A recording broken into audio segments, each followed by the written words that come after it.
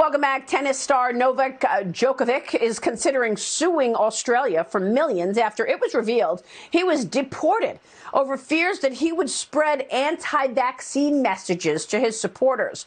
His coach calling the decision political, unjust, and unhealthy. Joining me right now is Hall of Fame tennis coach Rick Macci. Rick, thanks very much for being here. What a story. Your reaction?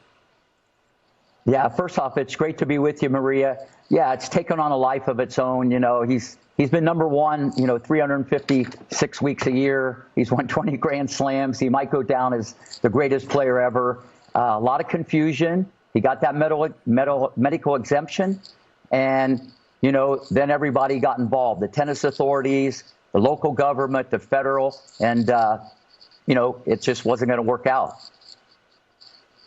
So Djokovic and other athletes may not be able to play in other Opens now. More countries are introducing similar vaccine requirements. Is this going to become a precedent? Where does this go?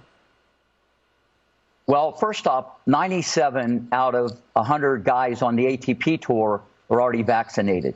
And, these tournaments can make their own rules. And each player is going to have to make a choice. And I don't think Novak, regarding the French, he wants to see that movie play out again. So who knows where it's going to go, but it's really up to the tournaments, and then the players are going to have to really make their own decision. So, Rick, you're portrayed in Will Smith's new King Richard film about the Williams sisters. Congratulations. What do you think of the film? It was amazing, and inspiration, dedication, education, perspiration. You can't make this stuff up. We're two little girls from Compton, California. When I went out there in '91, and at first I didn't see it, but once I saw them compete, I saw something, Maria, that I've never seen. I've never seen two little girls try so hard to get to a ball. There was a rage inside these two little kids, and I went up to Richard and I said, "Let me tell you something." And this is in the movie. I go, "You got the next female Michael Jordan on your hand." And he puts his arm around me. He goes, "No, brother, man, I got the next two." So, I knew where this would go. And 4 months later, they selected me to coach him. I was on a mission. Venus and Serena were like my own daughters. Richard was my best friend. And we were going to make it happen. And as they say, the rest is history. Wow, I love that, Rick. That is such a great story. But, it takes me back to Djokovic because he's the #1 seed. He, won the Australian Open. How much of this was, look, we don't want this Serbian tennis player coming in and showing us who's the best tennis player, so let's be tough on him.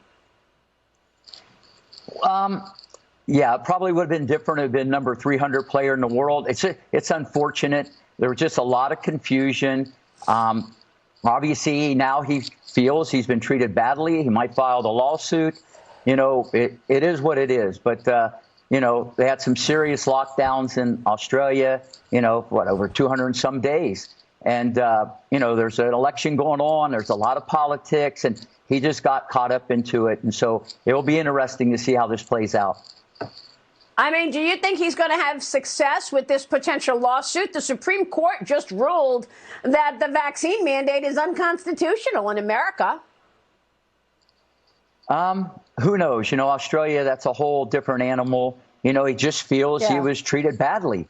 He just feels he was treated badly. Yeah. And it's not even about the money. It's more about the principle. You got to remember, he's one of the most brutal, fierce competitors our sport has seen. He'll probably go down as the greatest male tennis player ever to hold a racket. So maybe he's going to be in court than off the court. So he's a fighter, and he wants to stand up for what he believes.